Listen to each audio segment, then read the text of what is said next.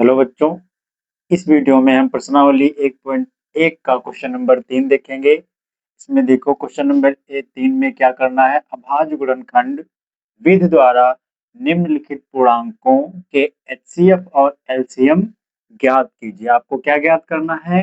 HCF और LCM, ये दोनों चीजें ज्ञात करनी हो किसकी सहायता से? अभाज्य गुणनखंड की सहायता से। सबसे पहले हम इनके क्या कर लेते हैं? अभाज्य गुणनखंड कर लेते हैं। कितना लिखा है? 12। तो 12 के अभाज्य गुणनखंड कर लेते हैं। 2 एक छंग 12, 2 तिया 6, 3 एकम 3। अब 15 के कर लेते हैं। 3 पचे 15, 5 एकम 5। इसी प्रकार से 21 के भी कर लेते हैं। 3 सते 21, 7 एकम 7। अभाज्य गुणनखंड हो गए। अब इनको हम लिख लेते हैं। 12 के कितने हैं? 2 गुणे 2 गुणे 3। 15 के कितने हैं? 3 गुणे 5। इसी प्रकार से 21 के कितने हैं? 3 गुणे 7। अब इसका देखो क्या ज्ञात करना है आपको? HCF। HCF बराबर क्या होता है? जो देखो समम्य संख्या मिलती है, इसमें क्या है? 3 देखो समम्य मिल रहा है, तो इसका HCF कितना होगा? 3 होगा। अब क्या ज्ञात करना है आपको? LCM।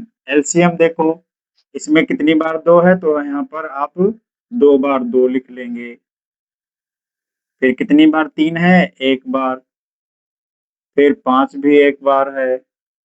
फिर 7 कितनी बार है? 1 बार। अब देखो इसको क्या करते हैं? गुणा कर लेते हैं। गुणा कितना आता है?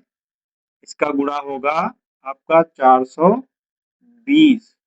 इस प्रकार से एलसीएम और एचसीएफ पता हो गया। आइए इसका 2 नंबर सवाल देखते हैं। इसके भी अभाज्य गुणनखंड करते हैं। 17 का देखो कितना होगा? 17 जो संख्या होती है वो 17 से ही कटती है। 23 जो है वह 23 स्वयं से, ये भी अपने आप से विभाज्य होती है। 29 है, ये भी अपने आप से ही विभाज्य होता है। तो 29 एकम 29। इस प्रकार से इसके गुणनखंड इतने ही रहेंगे, क्योंकि ये सभी संख्याएं अभाज्य संख्याएं खुद से ही कटती हैं और किसी से नहीं कटती हैं। इसलिए इसका देखो, जो आप इसके अभाज्य गुणनखंड करेंगे उसमें देखो जो एक संख्या होती है वह हर संख्या को विभाजित कर देती है। इसलिए हम क्या लिख लेते हैं? 1 गुणे कितना? 17। 17 कम 17 ही रहेगा। इस प्रकार से हम 23 भी लिख लेते हैं। तो 23 में कितना? 1 गुणे 23। फिर 29। 29 बराबर 1 गुणे 29। अब इसका भी एचसीएफ निकाल लेते हैं। एचसीएफ कितना होगा? जब इसमें कोई भी क्या, इसका कोई भी आवाज स्वयं से कटती है संख्या, तो उसमें क्या मिलेगा आपको? ये जो 1 होता है उसी का एचसीएफ कहलाता है। अब इसका हम एलसीएम ज्ञात कर लेते हैं। एलसीएम कितना है? 17 गुणे 23 गुणे 29। अब इसका गुणा कितना आएगा? 11,339। इसका एलसीएम हो गया।